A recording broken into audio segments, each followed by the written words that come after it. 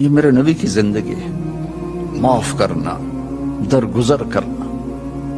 عبداللہ بن ابی جو منافقین کا سردار تھا، جس نے سب سے زیادہ میرے نبی کو تکلیف پہنچائی۔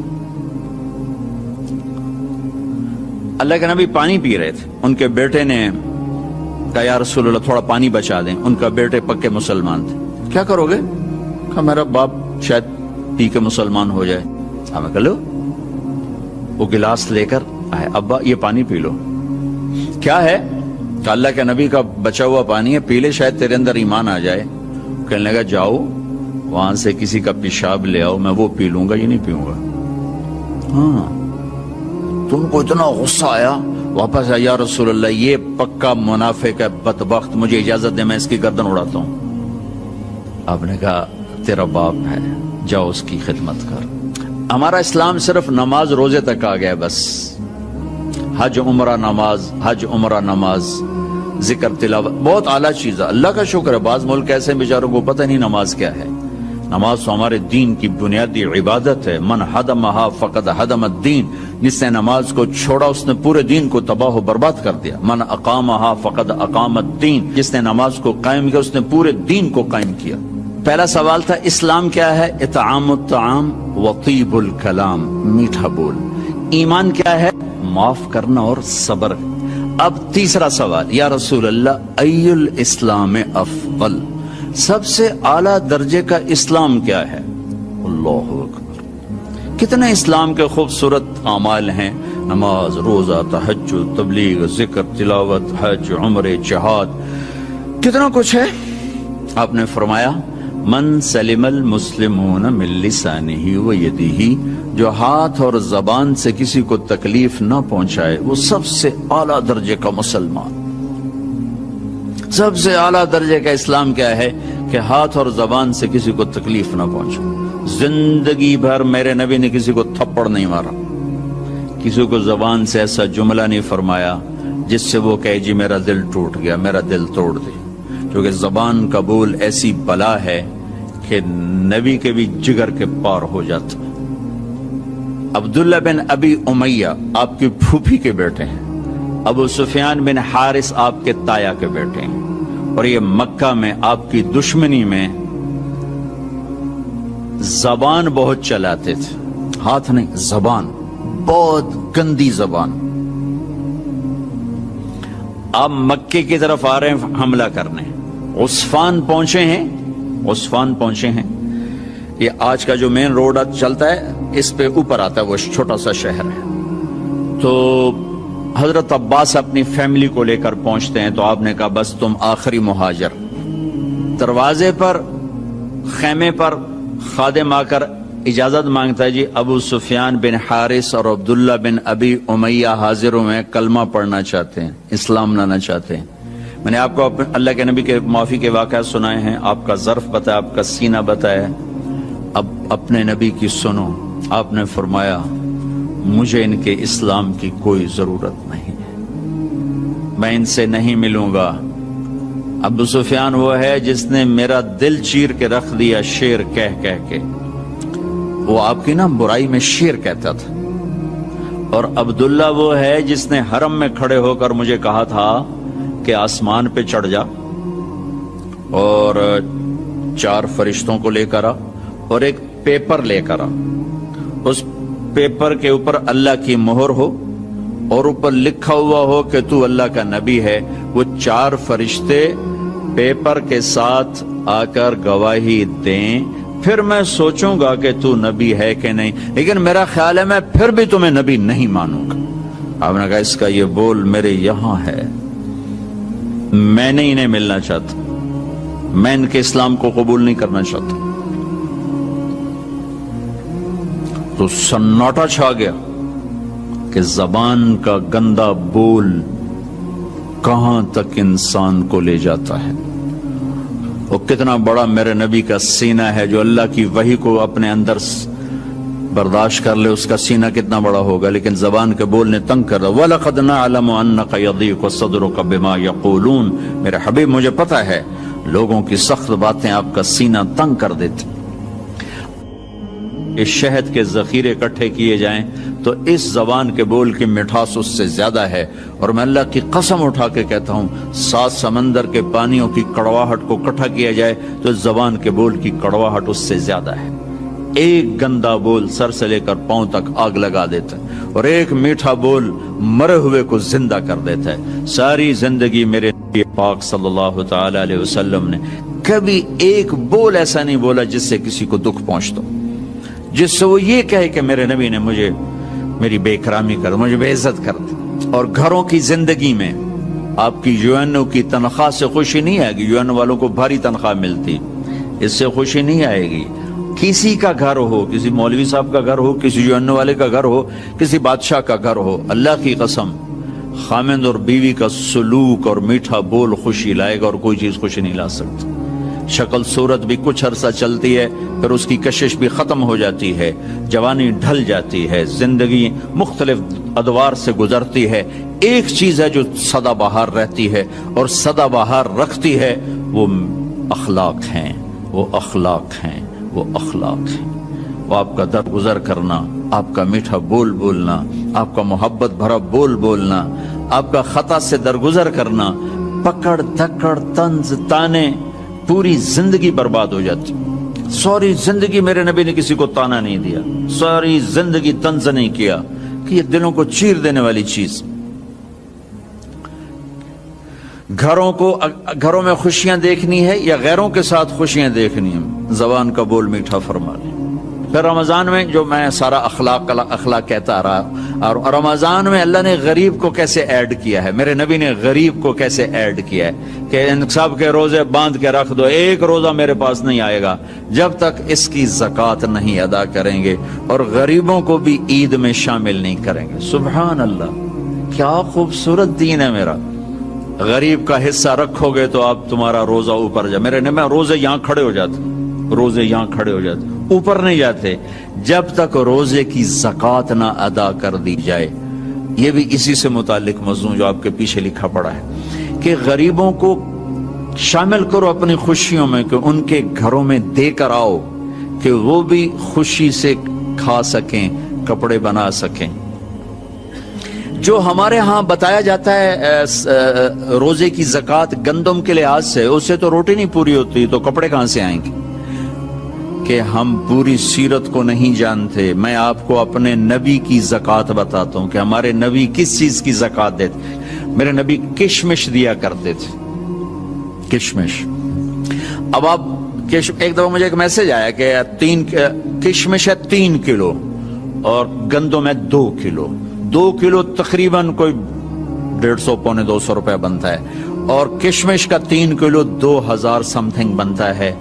ایک گھر میں 4 افراد ہیں، اگر ایک خامد، ایک بیوی، ایک بیٹا، ایک بیٹی، 4 افراد ہیں، کشمش کے لحاظ سے 8000 گیا، تو 8000 میں اس کے کپڑے بھی بن جائیں گے، اس کی سیویاں بھی پک جائیں گی، اس کی عید بھی ہو جائے گی۔ تو میرے نبی نے روزے کے ساتھ غریبوں کو شریک کیا، اپنی امت کے فقراء کو شریک کیا کہ ان کو بھی خوشی پہنچاؤ کہ اللہ نے تمہیں دیا ہے۔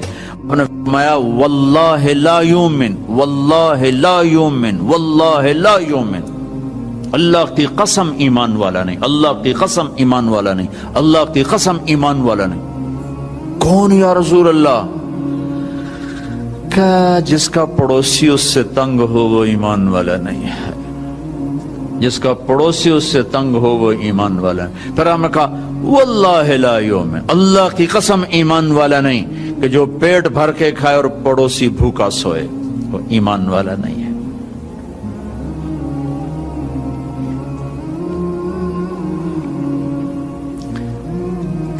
غریبوں کو شامل کیا۔ حضرت عبداللہ بن عمر کے گھر میں مہینے میں 1 دن گوشت پکتا تھا، 1 دن۔ تو ان کا ایک پڑوسی تھا یہودی، تو جب آپ کے سامنے کھانا رکھا جاتا تو پوچھتے بھائی ہمارے پڑوسی کو بھیجا؟ کہا یہ نہیں بھیجا۔ کہ پہلے اسے بھیجو، اس کے بعد میرے سامنے رکھو۔ یہودی کے لیے پہلے کھانا جاتا تھا، پھر حضرت عبداللہ بن عمر کھاتے تھے۔ تو عید کی خوشیوں میں شامل کیا غریبوں کو کہ جو مالدار لوگ ہیں وہ اپنے روزے کی زکوٰۃ ادا کریں۔ کشمش کے لحاظ سے آپ ادا کریں، ویسے تو آپ گندم کے لحاظ سے بھی ادا کریں گے تو آپ کا واجب ادا ہو گیا، لیکن کسی غریب کا بھلا کرنا چاہتے ہیں اور لوٹ کے بھلا آپ کے پاس آئے کہ آپ کا خزانہ اللہ کے پاس جمع ہو جائے. امام زین العابدین کی خدمت میں جب کوئی سائل آتا تو آپ کہتے واہ واہ اللہ تیرا شکر ہے تو نے میرے پاس سواری بھیج دی جو میرا سامان اٹھا کے میرے آخرت کے گھر میں پہنچا دے گی. کیا عجیب تعبیر ہے. اللہ تیرا شکر ہے تو نے میرے پاس سواری بھیج دی جو میرا سامان اٹھا کے میرے آخرت کے گھر میں بھیج دے گی. سائل آپ کی آخرت کی سواری ہے. تو اب سخی بن کے دیں, بخیل بن کے نہ دیں, اس سے اللہ کے غریب بندوں تک خوشیاں پہنچیں گی, دعائیں ملیں گی. تھوڑی دیر انتظار فرما کے ممبر سے اترے اور ظہر کی نماز پڑھائی. ظہر کے بعد پھر آپ ممبر پر آ گئے اور پھر آپ نے فرمایا کہ میں حاضر ہوں, کسی کی جان, کسی کی مال, کسی کی عزت پر میری طرف سے زیادتی ہوئی ہو تو میں حاضر ہوں. تو ایک شخص کھڑے ہوئے کہ یا رسول اللہ آپ نے میرے 3 درم دینے ہیں. تو آپ نے فرمایا یقیناً دینے ہوں گے لیکن مجھے یاد دلا دو کس سلسلے میں. تو انہوں نے عرض کیا یا رسول اللہ آپ کی خدمت میں ایک سائل آیا تھا, آپ سے سوال کیا تھا, آپ کے پاس کچھ نہیں تھا تو آپ نے مجھے فرمایا تھا تم دے دو میں تمہیں ادا کر دوں گا. تو آپ نے فرمایا ہاں ٹھیک کہتے ہو. پھر آپ نے اپنے چچا زاد بھائی فضل بن عباس سے فرمایا کہ فضل یہ قرضہ تیرے ذمہ ہے تو ادا کرے گا. یہ 5واں دن آپ کو بتا رہا ہوں. پھر جمعرات آ گئی, جانے میں 4 دن باقی رہ گئے. جمعہ, ہفتہ, اتوار, پیر کو جانا تھا. تو جمعرات کو آپ نے عشاء کی نماز کی تیاری فرمائی, وضو کا پانی منگوایا اور بے ہوش ہو گئے. تکلیف اتنی تھی ہوش نہیں رہا. پھر آپ ہوش میں آیا تھا, لوگوں نے نماز پڑھ لی, کہا جی نہیں انتظار میں. پھر آپ وضو کے لیے اٹھے, پھر بے ہوش ہو گئے. پھر تھوڑی دیر بعد آپ کو ہوش آیا تو آپ نے فرمایا کیا لوگوں نے نماز پڑھ لی؟ کہا نہیں یا رسول اللہ آپ کا انتظار ہو رہا ہے. پھر آپ وضو کے لیے اٹھنے لگے, پھر بے ہوش ہو گئے, بستر پر گر گئے. پھر آپ کو تیسری دفعہ پھر آپ ہوش میں آئے, کہا کیا لوگوں نے نماز پڑھ لی؟ کہا نہیں یا رسول اللہ آپ کے انتظار میں ہیں. تو آپ نے کہا ابو بکر سے کہو وہ نماز پڑھائے. تو ابو بکر رضی اللہ تعالیٰ عنہ پیچھے تھے, عمر رضی اللہ عنہ آگے تھے, پہلی صف میں تھے. تو صحابہ نے سوچا نماز ہی پڑھانی ہے تو انہیں عمر کو آگے کر دی. جب عمر کی تکبیر سنائی دی تو اللہ کے نبی اس بیماری میں ایک دم تیزی سے اٹھے اور دروازے پر آ کر کہا عمر کو پیچھے کیا جائے, ابو بکر کو آگے کیا جائے. اس مصلی پہ اللہ ابو بکر کے سوا اور کسی کو دیکھنا نہیں چاہتا. اب اللہ الا ان یکون ابا بکر, ابو بکر کے سوا اللہ یہاں اور کسی کو نہیں دیکھنا چاہتا. تو عمر کو پیچھے کیا گیا, ابو بکر کو آگے کیا گیا. تو حضرت ابو بکر نے عشاء کی نماز, پہلی نماز پڑھائی اللہ کے نبی کی موجودگی میں. پھر جمعہ کی 5 نماز, جمعہ بھی پڑھایا. پھر ہفتہ کی 5 نماز, پھر اتوار کی 5 نماز 15, اور جمعرات کی عشاء 16, اور پیر کی صبح فجر 17 نمازیں اللہ کی نبی کی موجودگی میں پڑھائیں. اور ایک دن غالباً اتوار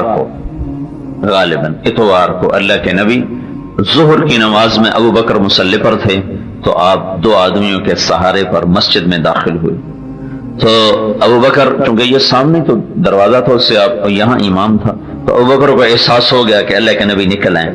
تو انہوں نے مصلی سے پیچھے ہٹنا شروع کر دیا کہ شاید اللہ کے نبی نماز پڑھانے کے لیے تشریف لا رہے ہیں. تو آپ نے ہاتھ کے اشارے سے یوں کہا کہ تو مصلی پہ کھڑا رہو, پیچھے نہ ہٹ. اور پھر آپ تشریف لائے اور ابو بکر کے یہ الٹی طرف برابر بیٹھ کر آپ نے ابو بکر کی امامت میں آپ نے ظہر کی نماز ادا فرمائی. گویا اشارہ کر دیا کہ میرے بعد میری جگہ پہ ابو بکر بیٹھے گا.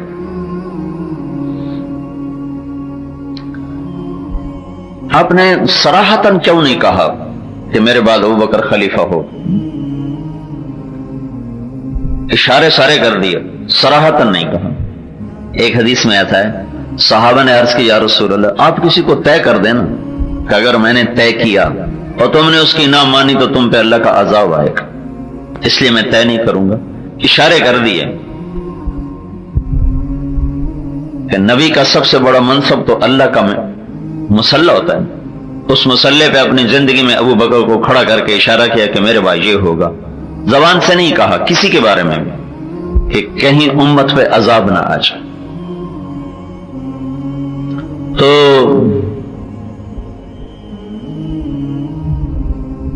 ہفتے کا دن تھا, جبریل آئے کہ یا رسول اللہ مجھے اللہ نے بھیجا ہے کہ میں آپ کا حال پوچھ کے آؤں، آپ کا کیا حال؟ تو آپ نے کہا اجدنی مغموما اجدنی مکروبا، جبریل بڑی تکلیف، بہت تکلیف۔ تو اتوار کو پھر جبریل آئے کہ یا رسول اللہ مجھے اللہ تعالیٰ نے بھیجا کہ جاؤ میرے حبیب کی عیادت کر کے آؤ کہ میرے حبیب کا کیا حال ہے۔ تو پھر آپ نے کہا اجدنی مغموما اجدنی مکروبا، جبریل بڑی تکلیف، بڑے کرب میں۔ پیر کو پھر آئے، جس دن واپسی ہے اسی دن پھر آئے، یا رسول اللہ اللہ تعالیٰ نے مجھے بھیجا ہے کہ میں آپ کا حال پوچھ کے آؤں کہ آپ کا کیا حال ہے۔ تو پھر آپ نے فرمایا اجدنی مغموما اجدنی مکروبا، تکلیف بڑی ہے۔ پھر اس کے بعد جبریل نے عرض کیا یا رسول اللہ یہ ملک الموت دروازے پہ حاضر ہو چکا ہے اور اندر آنے کی اجازت چاہتا ہے۔ اس نے آج تک کبھی کسی سے اجازت نہیں لی، لیکن آپ کے لیے خاص حکم ہے۔ تو وہ ملک الموت اندر نہیں آیا، باہر کھڑا رہا۔ تو جب آپ نے کہا میری طرف سے اجازت ہے تو پھر وہ اندر آیا۔ ایک اور فرشتہ بھی ساتھ تھا جو اسی دن اترا، پھر آج تک کبھی نہیں آیا۔ تو اس نے آ کر عرض کی السلام علیکہ یا رسول اللہ۔ اور یہ ملک الموت کا جب سے وہ پیدا ہوا ہے یہ پہلی دفعہ سلام ہے جو اس نے کسی کو کیا، وہ ہمارے نبی ہیں۔ واقع سلام تو نہیں کیا، وہ تو لے جاتا ہے نا۔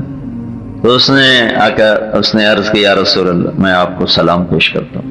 یہ پہلی دفعہ ہوا ہے کہ ملک الموت نے کسی کو سلام کیا، وہ ہمارے نبی ہیں۔ پھر کہا یا رسول اللہ اللہ تعالیٰ بھی آپ کو سلام پیش کرتا ہے، آپ کی خدمت میں سلام بھیجا ہے۔ اور یہ ارشاد فرمایا ہے کہ اگر میرے محبوب آنا چاہیں تو لے آنا اور رہنا چاہیں تو چھوڑ کے واپس آ جانا، آپ کو یہ اختیار ہے، ہمیں تو کوئی نہیں ہے۔ ملک اجاز کیسے اس کو خبر تھی کہ میرا آج کا دن آخری ہے اور آنے والی رات قبر کی ہے، یہ دنیا میں جتنے بھی مر رہے ہیں۔ تو آپ نے کہا اچھا اگر میں کہوں اور تمہیں اجازت دے دوں تو تم میری جان بھی نکال لو گے؟ کہ جی یا رسول اللہ آپ کی بھی نکال لوں۔ یہ تو اللہ کا امر ہے، جبریل ملک الموت تو چونٹی نہیں مار سکتا۔ پھر آپ نے جبریل کو دیکھا، جبریل تمہاری کیا رائے ہے، میں جاؤں کہ ٹھہروں؟ تو جبریل نے عرض کیا یا رسول اللہ اللہ تعالیٰ آپ کی ملاقات کا شوق رکھتا، آسمان پہ تیاریاں پوری ہیں، استقبال ہر شے۔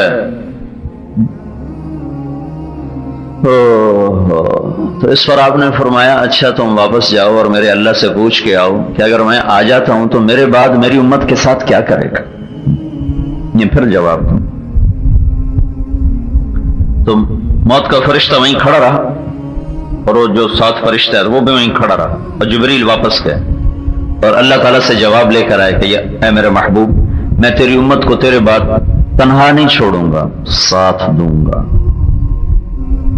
تو مجھے میرے رب کی قسم سن رہا ہے اگر میرا آپ کا نبی یہ سوال نہ اٹھاتا اس وقت تو میں اور آپ بندر اور خنزیر بن چکے ہوتے۔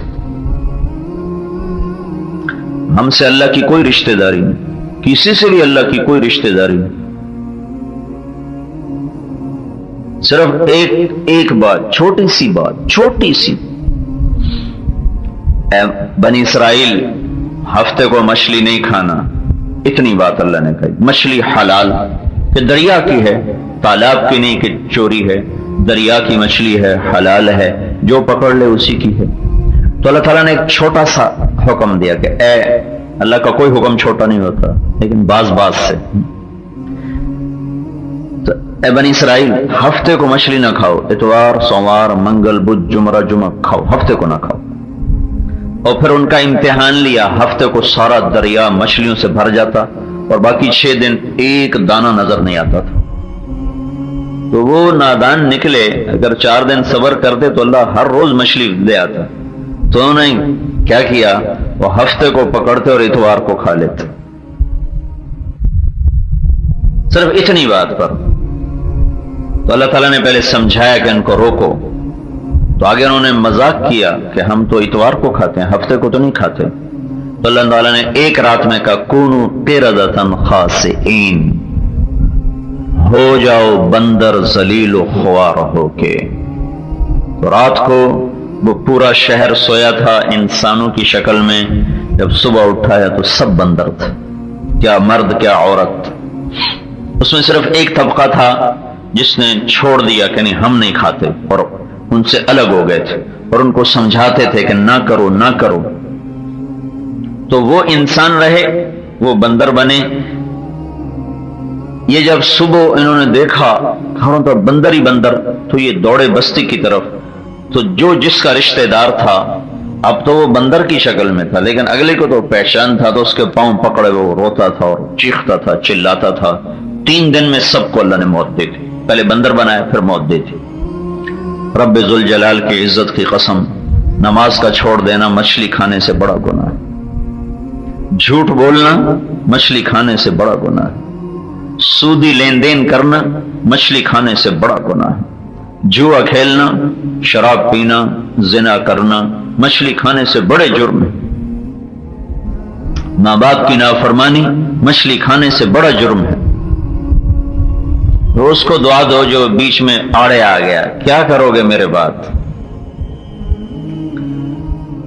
اللہ کے نبی سے پوچھا گیا یا رسول اللہ قیامت کب آئے گی؟ کہا اللہ کو پتا ہے. کہا کوئی نشانی تو بتائیں. کہا جب ماؤں کو ذلیل کیا جائے گا تو قیامت آ جائے گی. اور کہا خاص طور پر جب بیٹیاں بھی ماں سے بدتمیزی کریں گی تو قیامت آ جائے گی.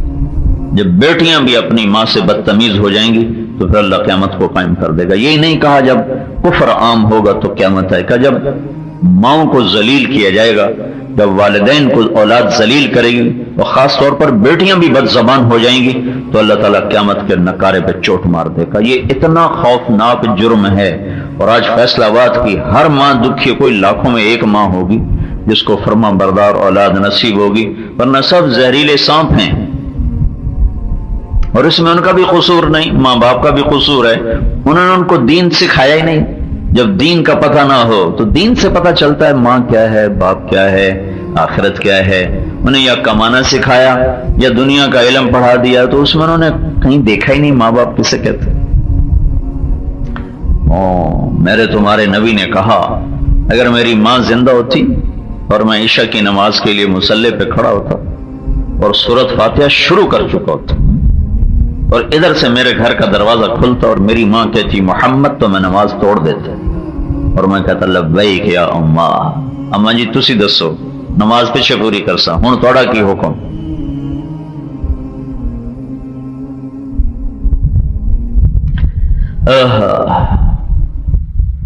کیا کرو گے یا اللہ میرے بعد؟ ساتھ دوں گا، ساتھ دوں گا. یہ اگر بات نہ ہوتی ہلاکت تھی. یہ اللہ تعالیٰ نے ماں باپ کو دکھ دینے کے لیے عقوق کا لفظ استعمال کیا. اللہ کے نبی نے عقوق کہتے ہیں کسی چیز کو پرزے پرزے کر دینا. عقوق کا مطلب نافرمانی نہیں ہوتا. نافرمانی کے لیے معصیت کا لفظ ہے، من یعص اللہ ورسولہ. اور ماں باپ کی نافرمانی کے لیے عقوق کا لفظ ہے. عقوق کا مطلب ہوتا ہے کسی چیز کو اس طرح ریزہ ریزہ کر دینا کہ جڑ نہ سکے. تو جو آدمی ماں باپ پہ زیادتی کرتا ہے اس کی دنیا اور آخرت اس طرح برباد ہو جاتی ہے کہ وہ جڑ ہی نہیں سکتی، بن ہی نہیں سکتی، سوائے اس کے کہ ان کو راضی کرے، توبہ کرے. اس کے سوا اور کوئی راستہ کوئی نہیں. جب آپ گئے نا حج پر گئے تو سارا قافلہ آپ کے ساتھ تھا. اب وہاں پہنچتے پہنچتے کوئی 60-70 ہزار کا ہو گیا تھا. تو میں نے سن 2000 میں حضرت آمنہ کی قبر کی زیارت کی تھی. بڑی مشکل سے پہنچا تھا. وہاں کوئی جگہ نہیں بیٹھنے کی، راستہ ہی کوئی نہیں، پہاڑ ہے. اور اس سے 10 میل آگے بستی ہے جہاں وادی ہے جس میں جا کے قافلے اترتے تھے. لیکن اللہ کے نبی نے اپنے سارے حج کے قافلے کو ماں کی قبر کے پاس ٹھہرایا. میں نے آنکھوں سے دیکھا ہے وہاں 10 آدمی نہیں بیٹھ سکتے. اللہ کے نبی نے 70,000 کو وہاں کا ادھر ہی خیمے لگاؤ. جب سب کے خیمے لگوا دیے پھر اب اپنی ماں کی قبر پر آئے اور اپنی ماں کو مرے ہوئے 56 سال ہو چکے. 56 سال ہو چکے. اب سرانے بیٹھے اور یوں آپ نے گھٹنے اٹھائے اور اس پر یوں ایسے ہاتھ رکھے اور سر اپنے گھٹنوں میں دیا اور کئی گھنٹے اسی حالت میں مسلسل بیٹھ کے روتے رہے، مسلسل۔ ہاں تو میرے نبی نے کہا یا اللہ کیا کرے گا تو میرے بعد؟ تو اللہ نے کہا خیر کروں گا، وہ نہیں کروں گا جو پہلوں کے ساتھ کیا تھا، وہ نہیں کروں گا۔ یہ جو ہو رہا ہے یہ تو ہمارے گناہوں کی وجہ سے ہے، اور اس کی تو اللہ تعالیٰ کی طرف سے سنت چلی آ رہی ہے، لیکن بیچ میں اللہ نے ایک تبدیلی کی ہے کہ پہلوں کو تو تنبیہ کرتے کرتے یہاں تک پہنچا دیا، بندر خنزیر بنا دیا، وجعل منهم القردة والخنازیر، اس سے بھی اگلا کام خنزیر بنا دیا۔ لیکن بیچ میں اللہ کے نبی کے آنسو آئے تو ہمیں اللہ نے مسخ ہونے سے بچا لیا۔ تو پھر آپ نے کہا اچھا الآن قرۃ عینی، چلو اب میرا کام ہو گیا ہے، میرا کام ہو گیا۔ اس سے پہلے صبح کے وقت یہ 7 جون سخت گرمی، 12 ربیع الاول 11 ہجری 632 عیسوی، آپ نے صبح حضرت فاطمہ کو بلوایا اور ان کو اپنے پاس بٹھایا، پیار کیا اور ان کے کان میں کچھ کہا تو وہ رونے لگے، پھر ان کا کان قریب کر کے کچھ کہا تو وہ ہنسنے لگی۔ تو حضرت عائشہ رضی اللہ عنہ کہنے لگی میری جی میں فاطمہ تو بہت سمجھدار بچی ہے، یہ کبھی رو رہی کبھی ہنس رہی، یہ کیا بات؟ تو پھر میں نے پوچھا کہ فاطمہ رونا اور ہنسنا کیسا تھا؟ تو اس فاطمہ نے فرمایا کہ مجھے ابا نے کہا کہ بیٹی میں جا رہا تو مجھے اس پہ رونا آیا، تو پھر مجھے دوبارہ قریب کر کے کہا رو نہیں، میرے بعد سب سے پہلے تو آ کے مجھ سے ملاقات کرے گی، تو پھر مجھے ہنسی آئی۔ تو اپنے باپ کی وفات کے صرف 6 ماہ بعد آپ کا انتقال ہو گیا اور اللہ کے پاس چلی گئی، 24-25 سال کی عمر تھی۔ اس کے بعد پھر آپ نے دونوں بچوں کو بولا، حسن اور حسین، اور ان کو ایسے دونوں بازو میں ایسے لے کر آپ نے ان کو بہت پیار کیا، چوما، پیار کیا، اور آپ نے حضرت علی کو بلوایا، ان کا سر اپنی گود میں رکھا اور ان کے سر پہ کمر پہ بہت دیر ہاتھ پھیرتے رہے، دعا دیتے رہے۔ پھر اس کے بعد یہ ہوا جو میں نے آپ کو بتایا ہے، اس کے بعد ہوا ہے۔ اور پھر جب آپ نے اجازت دی ملک الموت کو کہ ہاں نافذ کرو اللہ کی تقدیر، تو اس پر جبریل بھی غمگین ہو گیا، کہنے لگا یا رسول اللہ پھر میرا بھی آج آخری دن ہے، آج کے بعد میں بھی کبھی دنیا میں نہیں آؤں گا۔ نبیوں والی کہانی آج مک گئی۔ ملک الموت کہ روح نکال میں جو چند لمحے باقی تھے تو اس میں آپ نے پھر اپنے امت کو یاد رکھا اور ان کو نصیحت فرمائی، اور آپ نے فرمایا الصلاۃ وما ملکت ایمانکم، اے میری امت ایک نماز نہ چھوڑنا، ایک اپنے ملازموں سے اچھا سلوک رکھ۔ اگر اللہ تمہیں رزق دے تو تمہارے ماتحت کو سلوک کر دے، تمہارے پاس کام کرنے والے اللہ لوگ مہیا کر دے تو دیکھو ان کی بے عزتی نہ کرنا، ان کی عزت کے در پہ نہ ہونا۔ ایک حدیث میں آتا ہے آپ نے فرمایا اگر تمہارا نہیں نباہ ہوتا تو اس کو فارغ کر دو، اس کو بے عزت نہ کرو، اس کو بھائی میرا تیرا نباہ نہیں تو چلا جا، لیکن اس کو بے عزت کرنے کا حکم نہیں ہے۔ تو آپ نے کہا الصلاۃ وما ملکت ایمانکم، میری امت ایک نماز نہ چھوڑنا، ایک غلاموں سے اچھا، ایک نوکروں سے اچھا سلوک کرنا۔ اس کو اب دہرا رہے تھے 23 سال کی محنت کا خلاصہ 2 باتیں، جس کو میں ایک اور لفظ میں کہوں تو آپ زیادہ اس کو سن کر آسان محسوس کریں گے، حقوق اللہ حقوق العباد، حقوق اللہ حقوق العباد، سارا دین 2 جملے ہیں، حقوق اللہ حقوق العباد۔ تو اللہ کے حق میں نماز سب سے اعلیٰ درجے کی چیز ہے۔ اس کا مطلب یہ نہیں تھا کہ روزہ نہ رکھو صرف نماز پڑھو، چونکہ نماز روزانہ پڑھی جاتی ہے تو اس کو نام لے کر باقی چیزیں بھی ساتھ مراد ہیں، لیکن وہ نماز خاص طور پر ہے۔ الصلاۃ، میری امت نماز نہ چھوڑنا، مرد ہو یا عورت، مالدار ہو یا غریب، نماز نہ چھوڑنا۔ اور وما ملکت ایمانکم، جو اگر اللہ تمہیں ماتحت لوگ دے دے تو مہربانی کرنا، ان پہ ظالم نہ بننا، متکبر نہ بننا، ان کو بے عزت نہ کرنا، کہ میرا دل غریبوں میں اٹکا ہوا ہے۔ حضرت انس نے پوچھا یا رسول اللہ قیامت کے دن آپ کہاں ہوں گے؟ تو آپ نے کہا میں اپنی امت کے غریب لوگوں کے پاس ہوں، ابغونی فی ضعفائکم۔ اور آپ نے کہا جب میں جنت میں جاؤں گا نا تو سب سے پہلے میں جاؤں گا، میرے ساتھ میری امت کے غریب لوگ پہلے میرے ساتھ ہوں گے، مالدار لوگ جنتی ہو کر بھی میرے بعد میں آئیں گے، میرے پیچھے آئیں گے، لیکن جو غریب لوگ ہیں وہ میرے ساتھ جنت میں داخل ہوں گے۔ تو آپ کی آخری وصیت تھی ایک نماز، ایک اچھے اخلاق، یعنی اس کو دو اور الفاظ دیتا ہوں، بندگی اور اخلاق، عبادت اور اخلاق۔ سارا دین دو چیزوں کا مجموعہ ہے، ایک عبادت، ایک اخلاق۔ عبادت سے بیس بنتی ہے، اخلاق سے چھت پڑتی ہے۔ عبادت ہو اخلاق نہ ہو، گھر تو ہے چھت کوئی نہیں، اور چھت کے بغیر تو کوئی اپنے گھر میں شفٹ نہیں ہوتا ہے، اسی وقت منتقل ہوتا ہے جب چھت پڑ جاتی۔ تو اسلام کی چھت اور اسلام کی تکمیل کیا ہے؟ وہ اچھے اخلاق پر جا کر اسلام مکمل ہوتا ہے۔ شروع ہوتا ہے عبادت سے اور مکمل ہوتا ہے جا کر اچھے اخلاق پر۔ آپ کے ایک تاجر کے ساتھ میں بیٹھا تھا تو اس کو فون آیا، فون یہ تھا کہ فلاں نے پیمنٹ نہیں تھی، تو اس نے اس کو بڑی گالی نکالی ماں بہن کی۔ تو میں نے پوچھا، میں نے کہا کس کو گالی دے رہے تھے؟ کہا جی وہ پیمنٹ تھی اور اس نے دی نہیں۔ میں کہا کتنی تھی؟ کہنے لگا 3 لاکھ۔ میں کہا دیکھو، یا ادھار دینا بند کر دو یا گالیاں نکالنا بند کر دو۔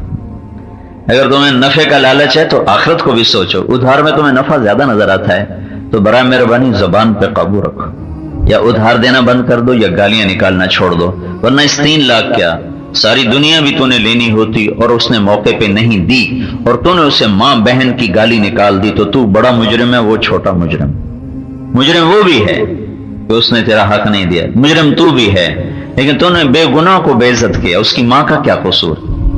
اس کی بیٹی کا کیا قصور ہے؟ اس کی بہن کا یا اس کی بیوی کا کیا قصور؟ پیسے اس نے نہیں دیے، گالی اس کی بیوی کو جو عزت دار گھر میں بیٹھی ہوئی ہے۔ تو یا ادھار دینا بند کرو یا زبان پہ قابو رکھو اور اخلاق اچھے کرو، کہ اخلاق بھی ایک سرمایہ ہے جو تمہارے ساتھ جائے گا۔ دھن دولت تو یہاں روڈ چھوڑ کے چلے جاتے۔ تو میرے نبی نے آخری وصیت فرمائی 2 چیزیں، عبادت اخلاق۔ دین عبادت سے شروع ہوتا ہے، نماز روزہ حج زکات، اور اچھے اخلاق پہ جا کے مکمل ہوتا ہے۔ صرف غریبوں سے اچھا سلوک کرنے کا حکم نہیں، ساری دنیا کے لوگوں سے اچھا سلوک کرنے کا حکم ہے، لیکن عام طور پر غریبوں پہ زیادتی ہوتی ہے تو ان کا نام آپ نے خاص طور پہ لیا، ورنہ یہ مطلب نہیں کہ مالدار کی بے عزتی کر دو، بلکہ اللہ کے نبی نے کہا اذا اتاکم کریم قوم فاقربوہ، تمہارے پاس کوئی عزت دار آدمی ہے تو اس کا ضرورت سے زیادہ اکرام کرو۔ ایک صحابی ہیں جن کا نام ہے جریر بن عبداللہ، یہ اللہ کے نبی کی وفات سے کوئی 4 مہینے پہلے مسلمان، ٹوٹل 4 مہینے کی صحبت حاصل، 4 مہینے سے بھی کم وقت ہوگا ان کا، لیکن وہ فرماتے ہیں جب میں اللہ کے نبی کے دروازے پر گیا اور میں نے اندر پیغام بھیجا تو آپ نے مجھے 1 منٹ کے لیے انتظار نہیں کروایا، فوراً اندر بلایا۔ ابو بکر کو انتظار کروایا ہے، جریر کو نہیں کروایا، عمر عثمان علی کو انتظار کروایا، جریر کو نہیں کروایا۔ یہ کون تھے؟ یہ یمن کے شاہی خاندان کے شہزادے تھے، تو ان کو آپ نے ضرورت سے زیادہ عزت دی۔ ایک مجلس میں آپ تشریف فرما تھے تو جریر آئے تو جگہ نہیں تھی، کمرے میں کمرہ بھرا تھا، تو پیچھے دروازے پر بیٹھ گئے پیچھے کر کے، تو اللہ کے نبی نے اپنی چادر اٹھائی اور گول کر کے نہ یوں ان کی طرف پھینک کر کہا جریر یہ میری چادر پہ بیٹھ جاؤ۔ یہ چادر آپ نے ابو بکر کے لیے کبھی نہیں بچھائی، بلال کے لیے کبھی نہیں بچھائی، جو بڑے عالی شان درجے کے لوگ صحابی ہونے کے لحاظ، لیکن جریر دنیا میں ایک عزت دار آدمی تھا، شاہی خاندان کا تھا۔ تو جریر نے وہ چادر اپنے سر پہ رکھا، یا رسول اللہ یہ نیچے بچھانے کے نہیں، میرے سر پہ رکھنے کی۔ تو سب سے حسن سلوک کا حکم ہے، غریبوں سے آپ کے گھر کے ملازم، آپ کی ملازمہ، ایک برتن ٹوٹ جائے تو اس کو اتنا سے کوئی معافی مانگنے آئے تو اسے پھیرے نہ لگوانا کہ اچھا جاؤ بھائی معاف کی، اور تم سے زیادتی ہو جائے تو معافی مانگنے میں دیر نہ کرنا کہ ایسی کوئی نہیں مانگنی، چلے جانا، اللہ تمہیں اونچا کرے گا۔ اگر تمہاری عزت کم ہو جائے تو اللہ کے نبی نے کہا میں ضامن ہوں، میں تمہیں اللہ سے لے کر دوں گا۔ تو اس جھوٹی عزت کی خاطر ہم نے دین کے بڑے بڑے خسارے کے سودے کیے۔ تو بھائیو چل چلاؤ کا جہان ہے، جب ملک الموت نے آپ کی روح کو نکالا تو ملک الموت زندگی میں کبھی نہیں رویا، لیکن آپ کی روح نکالنے پر اس کے بھی آنسو آ گئے۔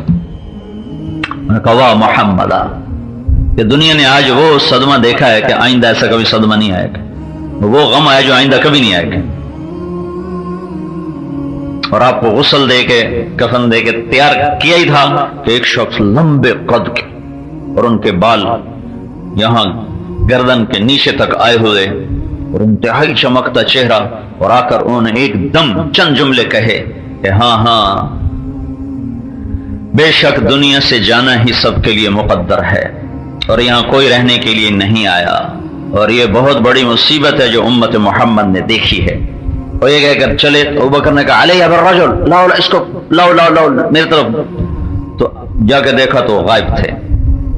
تو حضرت ابوبکر نے کہا تمہیں خبر ہے یہ کون تھے؟ کہا نہیں، کہ یہ خضر تھے جو تمہاری پاس تعزیت کے لیے آئے تھے، خضر علیہ السلام جو تعزیت کے لیے تمہارے پاس آئے۔ تو جانا تو طے ہے نا، طے۔ اللہ کے نبی کو مٹی میں چھپا دیا، اللہ اکبر۔ مجھے خیال آتا ہے اگر اللہ راضی ہو گیا نا، بت قبر دی خیر ہے، کوئی گل نہیں، کیونکہ اللہ کو سب سے محبوب اپنا نبی تھا، تو اس کے لیے اللہ تعالیٰ کا ایک سنگ مرمر کا کمرہ بنواتا، اس میں اے سی لگواتا ہے اور اس میں خوبصورت قالین بچھواتا، پھر سونا کھٹڑا بچھا کے آندھا ایتھے میں رہنے میں چھاڑ کے دے بوا باندھ کر کے ٹور جاؤ۔ اللہ نے اس کو بھی زمین کے نیچے پہنچایا، نیچے۔